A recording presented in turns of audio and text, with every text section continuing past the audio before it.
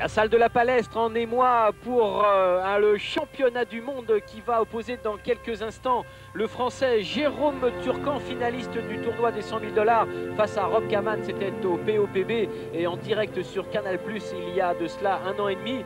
Il va affronter le Russe Artem Tonoyan, celui que l'on surnomme le Pitbull de Minsk. Il est bélarusse très exactement, numéro 4 mondial, et vous allez voir, c'est un authentique frappeur, un puncher incroyable. En tous les cas, le voilà, Artem Tonoyan. Il rentre derrière son manager Igor Jouchko. Artem Tonoyan, un athlète d'1,84 m, 27 ans, 83 kg 700 grammes. Il est donc né à Minsk en Bélarus et il a 22 combats, 17 victoires dont 12 par KO, un match nul et 4 défaites. Dans son coin, nous retrouverons l'entraîneur Valérie Sobolev. On peut voir qu'il est vu son gabarit et sa... Oh là là, il est impressionnant. Hein. Oui, oui, très très impressionnant, dessiné, musclé. On sent voit plus qu'il est que prêt, ce n'est hein. pas du muscle acquis par le bodybuilding, mais vraiment du muscle de combat. C'est fait pour frapper. Et voilà, on continue avec cette arrivée très US, puisqu'il s'agit d'une Harley Davidson, vous l'avez reconnu. Et maintenant, c'est l'entrée derrière Didier Le Borgne de Jérôme Turcan.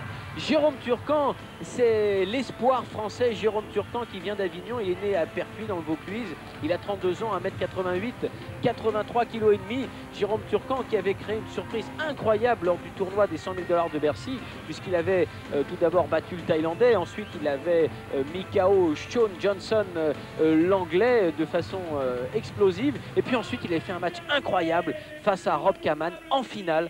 Et on peut dire que les 100 000 $ lui avaient échappé que d'un tout petit millimètre. Mais enfin, c'était quand même le Hollandais qui avait gagné. Mais on se souviendra très longtemps de la prestation de Jérôme Turcan. Là, il s'agit d'un titre mondial en jeu, le titre mondial des moins de 85 kg. C'est une chance pour Jérôme aujourd'hui de se remettre à niveau international, bien évidemment. Mais il affronte, Jean-Jacques, quelqu'un qui est vraiment à redouter. On a vu de quelle façon Artem Tonoyan a battu André Manhart très récemment en Italie. Alors maintenant, eh bien... 22 combats, 17 victoires, 12 par KO, un match nul, 4 défaites.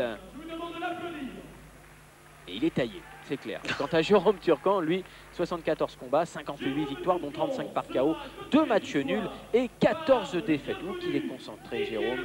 Il a intérêt, c'est vrai, car là, il affronte véritablement un puncher, un homme très dangereux. Artem Tonoyan, il est à droite en short bleu. Jérôme Turcan, le français, il est à gauche en culotte rouge et blanche. C'est la première reprise d'un match qui devrait théoriquement, évidemment, faire 12 rounds de 2 minutes.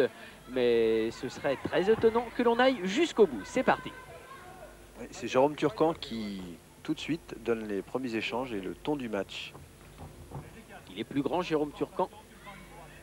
4 cm de plus. Oula, par contre, là, complètement déséquilibré sur ce coup de pied de côté. Attention, il a intérêt à rentrer très vite dans le combat, Jérôme, car Artem Tonoyan, d'ailleurs, le prouve avec ce crochet du gauche. Lui, il n'attendra pas. Pas de présentation avec le Bélarus. Ça va très vite. Très posé sur ses jambes, c'est vrai, il a l'air puissant et rapide. Oula, il a glissé, Artem Tonoyan. C'est pas grave. Il se rééquilibre très vite.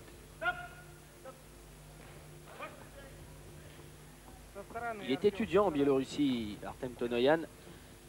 Étudiant en physique. Il termine sa 4e année. Et en dehors de cela, eh bien, il se consacre à fond au kickboxing. Ouh là là, le crochet du gauche qui a déséquilibré. Oui. Il est à droite maintenant. Il ne faut pas se bagarrer, Jérôme, il faut tourner. Nous sommes au 1er round là. Pas de bagarre. Oh, impressionnant aussi avec ses jambes. Il est complet, le Biélorusse. Oui. Ça y est, en tous les cas, on connaît le répertoire d'Artem Tonoyan. Les points, on savait déjà, il y a de la poudre à l'intérieur. Quant aux jambes, eh bien, il élève avec une vélocité étonnante. Jérôme Turcan, effectivement, Jean-Jacques, vous aviez raison de le dire, doit tourner, ne doit pas se battre avec le Pitbull de Minsk. Didier Le Borgne le lui a rappelé d'ailleurs. commence à reprendre un peu d'air. Voilà. Ouh là là. Fort heureusement à la fin de sa round. Beaucoup de suspense déjà dans cette première reprise. On va revoir au ralenti le high kick de Tonoyan. Gauche de Turcan. Et là, il glisse Tonoyan sans gravité. Mais il aurait pu quand même encaisser le high kick de Jérôme Turcan. Et là, le crochet du gauche qui déséquilibre Turcan. Et tout de suite derrière, eh bien, il y avait la droite. La droite. Oh, il touche. Ah ouais, bien évidemment, on sent il est puissant, ça c'est clair. Sous un autre angle. Le crochet du gauche, en fait, qui pousse, qui ne touche pas. Et c'est la droite qui touche. Jérôme Turcan en récupération.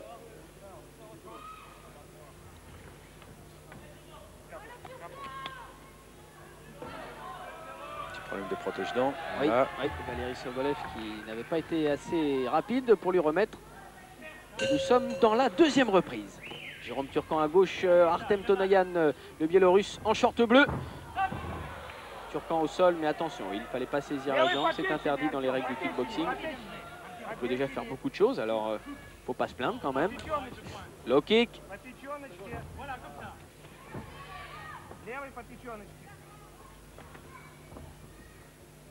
Il devrait se méfier des contres de Tonoyan, Jérôme Turcan. Ouh, le crochet du gauche, celui-là, il était pas bon à encaisser. C'est bien ce qu'il fait dans les jambes, Jérôme, en tous les cas. Oui, il doit continuer ce travail, prendre la distance, marquer des points sur Tonoyan qui, de toute évidence, est plus puissant, plus véloce, comme vous le disiez tout à l'heure. Et la possibilité de victoire pour Jérôme, pour l'instant, c'est le travail à distance, tourner et marquer des points. Droite, Turcan, gauche, il doit le tenir à distance avec ses gauches. Travailler le jab, c'est important face à un adversaire comme ça qui avance, qui punch. Regardez la jambe de Tonoyan, la jambe gauche, elle est déjà excessivement marquée avec les low kicks. Oui. C'est donc que le travail de low kick impose Jérôme Turcan est bon, est payant. Oh, et le dessus de la cuisse aussi, on le voit sur sous cet angle-là. On voit la jambe de Tonoyan bien rouge. C'est vrai que c'est un boxeur qui marque très vite. On l'a vu dans ses autres combats. Il avait notamment impressionné fortement le public hollandais lors du tournoi des 100 000 florins d'Amsterdam où il avait mis KO l'un des principaux favoris de ce tournoi, l'Australien Adam Watt. Il avait mis KO sur une droite. C'était un véritable missile qui était parti. Et on avait vu aussi qu'il marquait très vite. Dès qu'il prend des coups, sa peau rougit rapidement. Oula! Oui, très beau contre. Et droite en récupération de Turcan qui finit bien ce deuxième round. Voilà. Bonne réplique. Bien réagi, Jérôme. Ouais, Jérôme Turcan, vous le connaissez bien, Jean-Jacques, vous qui avez couvert le Golden Trophy, un événement que l'on a diffusé sur Eurosport très récemment. Le Golden Trophy qui, évidemment, sera, j'imagine, dans le prochain numéro de Nouveaux Gladiateurs. Tout à fait, c'est un événement, donc le Golden Trophy, où a participé Jérôme Turcan, qui est un combattant qui évolue dans plusieurs disciplines. Comme on le voit ici en kickboxing, il évolue aussi en full contact, discipline que l'on a vue au début de ce reportage. Il évolue aussi dans une nouvelle tendance de combat qui s'appelle le combat libre. Et la première de cette forme de combat a eu lieu à Orléans le 30 mars dernier. C'est ça. Et si on veut en savoir plus, et voilà, nous avons vu un très très beau spectacle. Et bien sûr, si vous voulez en savoir plus, rendez-vous dans les colonnes du magazine Les Nouveaux Gladiateurs. Voilà, qui je crois est en vente donc ces jours-ci. Tout à fait, il vient de sortir il y a 2 jours. Beaucoup de cinéma action, Van Damme, les dernières nouveautés, toutes les infos et évidemment les reportages sur le kickboxing, le combat libre et toutes les formes de sport de combat. Allez, nous sommes dans la troisième reprise. Oui. Le championnat du monde entre Jérôme Turcan à gauche et Artem Tonoyan en short bleu, le Biélorusse. Il a tenté un coup qui aurait pu être spectaculaire, tourné, oui. Mais en fait qui a un peu avorté car Jérôme Turcan s'est déplacé. Il a tourné à ce moment-là. Pour l'instant, on le sait, Artem Tonoyan présente un très grand danger car on a vu que sa frappe au poing est destructrice. On l'a vu car Jérôme Turcan systématiquement, même lorsqu'il n'était pas touché, eh bien, était balancé sur les côtés. Turcan s'organise mieux tout de même. C'est vrai qu'il maintenant il se méfie de la frappe de son adversaire et il s'organise mieux pied-point, il s'organise mieux également dans sa défense. Il prend la distance quand Tonoyan pousse en pression sur lui. Il fait des pas de retrait et contre assez intelligemment.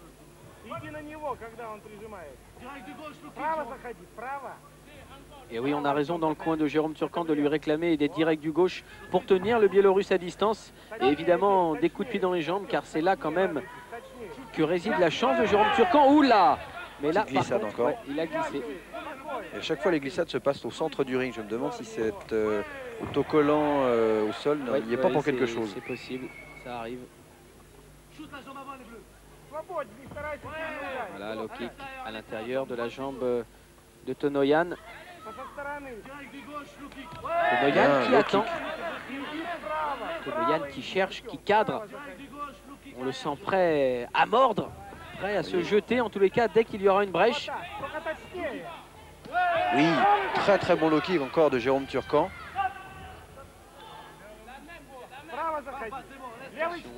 L'accrochage avec Metzaleg. Gauche un peu loin.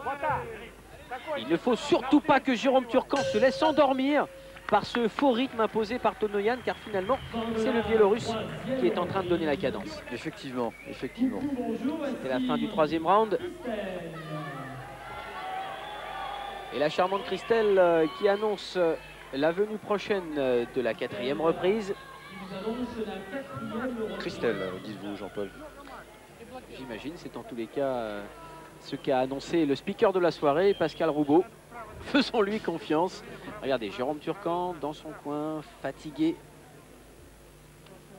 Le low kick qui a fait mal à Tonoyan. Ouais, une glissade encore, hein, c'est ce qu'on avait vu Oui, au centre du ring. Allez, le protège-dents pour Tonoyan. Les boxeurs au centre. Et nous abordons maintenant la 4e reprise. C'est-à-dire que lorsque ce round sera achevé, eh bien, nous aurons déjà visionné un tiers de ce championnat du monde prévu en 12 rounds. On a pu voir toute la motivation se lire sur les traits du visage de Jérôme, hyper concentré. Nous sommes dans la catégorie des moins de 85 kilos. Autant dire que ça frappe. Oui. D'autant plus que physiquement, les deux boxeurs ont un super potentiel. Ils sont souples. Oh oui, oui, il a accroché un petit peu la jambe. Effectivement, ouais, sur une saisie. Et Jérôme s'en est plein. Ouh, le contre du droit. Alors ça, c'est une technique étonnante. C'est un cross du droit, Jean-Jacques, si je ne me trompe. Effectivement. Mais qui remonte jusqu'à l'épaule. Oui, il s'est empalé dessus, Jérôme. Hein. Incroyable, incroyable. Et un coup, alors on le savait, il a un punch extraordinaire. Artem Tonoyan, mais en tous les cas, là, ouais, on n'aurait pas cru qu'un tel coup puisse faire de tels dégâts, car Jérôme Turcan a véritablement été piqué. Il a regardé, il s'effondre, déconnecté. Il revient, il devrait rester un petit peu plus au sol pour récupérer. Il faut qu'il tourne, Jérôme, s'il a encore les moyens de simplement se déplacer. Ouh là là, en tous les cas. Et là, alors là, on ne sait pas ce qui se passe. Alors là, Jean-Jacques, vous allez me dire si je me trompe, mais j'ai l'impression que les 2 minutes réglementaires n'ont pas été respectées. Effectivement. Il semblerait que cette reprise ait été un petit peu plus courte que les précédentes. Alors, bon. J'avais pas mon chrono en face des yeux, mais il me semble bien que l'on a eu quelque chose comme un peu plus d'1 minute environ de combat peut-être. C'est ça. Alors bon, on a déjà vu ça dans d'autres matchs. Parfois au chrono, on se trompe lorsqu'il y a des grands moments d'émotion. On se trompe, on pense que l'aiguille est en haut et que les 2 minutes sont écoulées alors qu'il n'y en a qu'une. Bon, là, on ne sait pas, mais la reprise a été plus courte que les précédentes. Bien au désavantage du Biélorusse, et tant mieux pour Jérôme Turcan. Mais... Ouais, Jérôme Turcan ici dans son coin. Alors on va revoir la droite du Russe, voilà, c'est ça. Non, ça c'est le déséquilibre. C'est le déséquilibre, exactement. C'était un déséquilibre sur une droite. C'est là, c'est sur celle-ci là. Voilà. Le cross du droit. Le cross du droit. Étonnant. Étonnant. Et Jérôme Turcan tient encore parce que le Russe le soutient. Exactement. Dès qu'il le lâche, il s'effondre. Et là, on le revoit après dans les cordes. Regardez la puissance en action de Tonoyan. Et Jérôme Turcan qui s'effondre. Ça fera donc 2 comptes, 2 knockdowns dans cette 4e reprise. Quelle puissance Tonoyan. Il n'est pas là pour rigoler. Hein. Non. Et heureusement qu'Ahmed Zaleg se précipite pour l'arrêter, sinon ça continuait. Bref. Tonoyan Assez étonnant que le team russe ne se soit pas plaint de cette effectivement, reprise écourtée. C'est étonnant. En tous les cas, nous sommes maintenant dans la 5e reprise. Alors, restez bien accrochés, tout peut arriver. On a vu que Jérôme Turcan était vraiment en difficulté dans la reprise précédente. C'est clair que Tonoyan maintenant va chercher à le cadrer, va chercher à en finir, car si on va jusqu'au bout, eh bien Jérôme Turcan au finish pourrait y arriver. Et non, c'est fini, c'est terminé, Jean-Jacques. Oui, il a encaissé un dernier enchaînement de Tonoyan, mais l'arbitre, il demande encore à combattre Jérôme. Ah mais non, l'arbitre a forte raison d'arrêter le combat. Je pense qu'il est plus Tonoyan qui s'amuse en faisant des petites techniques de jambes à la Jean-Claude Van Damme. Oui, évidemment, il est ravi, Artem Tonoyan. Pour lui, c'est une chance inespérée, d'autant plus qu'il va pouvoir maintenant affronter Rick Rufus le 1er juin au Zénith dans l'organisation de Sami Khedji.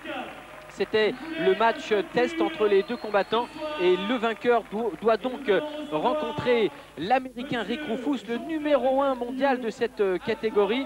Alors Tonoyan, Rick Rufus, ce sera sur Canal+, et ce sera également donc le 1er juin. Soyez tous là au Zénith, ça va être fantastique. Il y aura d'autres matchs, Jean-Jacques, on en parlait tout à l'heure. Oui. Sarri contre Kader Marouf. Il y aura aussi Jérôme Le Banner contre Curtis Schuster. Bref, une soirée exceptionnelle. Et là, on revoit la fin de ce championnat du monde avec le chaos pour Jérôme Turcan. Une très très grosse déception pour Turcan, mais évidemment une montée en puissance d'Artem Tonoyan qui va pouvoir maintenant se frotter au véritable gratin mondial. Ah, il est déçu, Jérôme Turcan, il est très très déçu. On serait à moins, mais c'est la loi du sport. Oui, bien sûr. Et Tonoyan, lui, eh bien, va pouvoir recevoir la ceinture mondiale. La ceinture mondiale bien méritée. Et en tous les cas, on va reparler encore d'Artem Tonoyan. C'est sûr, le 1er juin, tout pourra arriver face à Rick Rufus. Et souhaitons à ce Biélorusse une très très longue carrière professionnelle, car il nous l'a démontré, il sait tout faire, il possède des techniques de jambes exceptionnelles pour son poids, et alors un punch qui nous a éblouis. Oui, mais vous le disiez tout à l'heure, il fait des études de physique, donc il doit connaître beaucoup de choses sur les forces, la pression. Pas très intéressant dans l'optique d'une réunification